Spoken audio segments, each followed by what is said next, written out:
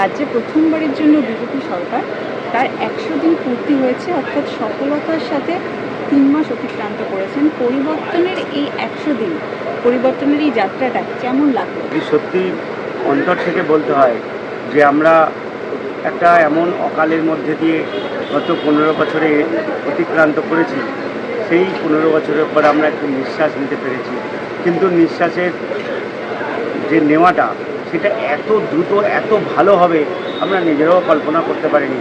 আমাদের মাননীয় সিএম শুভেন্দুদা এত দ্রুত প্রত্যেকটা জায়গায় স্টেপ নিচ্ছেন, প্রতিটি কার্যক্ষেত্রে তিনি যেভাবে পৌঁছে যাচ্ছেন বিদ্যুৎ গতিতে, তাতে আমরা অত্যন্ত আনন্দিত এবং অত্যন্ত আশাবাদী যে আমাদের এই গত 15 বছর, তার আগে 34 বছরের যে অবক্ষয় পশ্চিমবঙ্গে হয়েছে তার রিকভারি আশা করছি আগামী কয়েক বছরের মধ্যে আমরা করে উঠতে পারব।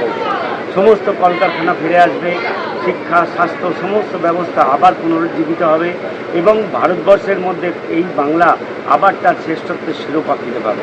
পুড়িয়ে ভেঙে পড়েছে ডায়মন্ড হারবার, তাসের যেমন ভেঙে পড়ে ডায়মন্ড, এরকম তাসের ঘরের মতো মডেল হিসাবে ভেঙে পড়েছে।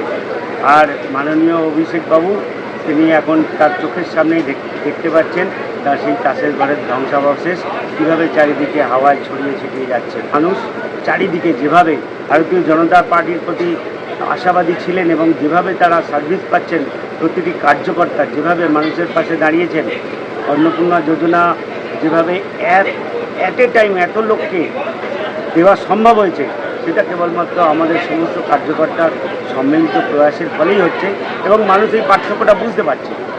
আর স্বাভাবিকভাবে মানুষ অত্যন্ত আশাবাদী, আমাদের প্রতি তারা ব্যবহার করছেন এবং তারা আমাদেরকে আশীর্বাদও করছেন, সেটা আমরা প্রতিটি পরতে বুঝতে পারছি। অন্নপূর্ণা যারা পায়নি এই কথাটা বলা ভুল, যে 3 লক্ষ পুরুষ অন্নপূর্ণা এই লক্ষ্মীর ভাণ্ডার পেত, তাদের মতো যারা পাওয়ার অযোগ্য তাদেরকে ছাঁটাই করাটাই আমাদের প্রধান লক্ষ্য। তার জন্য আমাদের সিস্টেমে কিছু ধারাই বাছাই চলছে এবং যারা যোগ্য তারা যাতে প্রকৃত যোগ্যতা অনুযায়ী পান তার জন্যই ব্যবস্থা। প্রথমে 1,45,00,000কে দেওয়া হয়েছে, তারপরে 1,11,00,000, তারপরে 1,41,00,000কে দেওয়া হয়েছে, এবার বাড়বে। ধারাই বাছাইয়ের কাজ যত দিন যাবে তত ভালোভাবে করা যাবে এবং যত দিন যাবে এটা পরিচ্ছন্ন উপায়ে সঠিক ব্যক্তির কাছে পৌঁছাবে। আয়ুষ্মান কার্ড যারা পাচ্ছেন, যারা পাওয়ার যোগ্য, তারা গোটা ভারতবর্ষের 38,000 হসপিটাল, যে কোনো হসপিটালে গেলে তারা পরিষেবা পাবেন।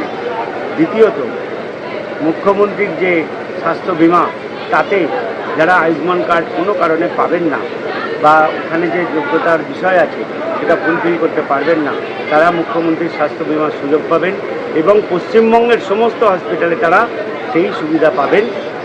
আগের সরকারের মতো মিথ্যা প্রতিশ্রুতিতে ওই প্রথমে এত টাকা জমা দাও, তারপরে তোমার ওই কার্ড আমরা দেখব, তারপরে যখনই টাকাটা শেষ হয়ে যাবে তারা বললো এখানে চিকিৎসার হবে না, আপনি ট্রান্সফার নিয়ে অন্য জায়গায় চলে যান। এই ভাঁওতার মধ্যে আর মানুষকে পড়তে হবে না। প্রকৃত যে স্বাস্থ্য ব্যবস্থা তাকে ফিরিয়ে আনার জন্য, তার যে অর্থনৈতিক যোগান সেটা দেওয়ার জন্য সরকার একেবারে বদ্ধপরিকর এবং মানুষকে, সাধারণ মানুষকে এই পরিষেবা যাতে সহজভাবে পৌঁছে দেওয়া যায় তার জন্য আমরা সরকারের সমস্ত কর্মকাণ্ডকে অত্যন্ত সুচারুভাবে মানুষের কাছে পৌঁছে দেওয়ার জন্য সদা সতর্ক আছি।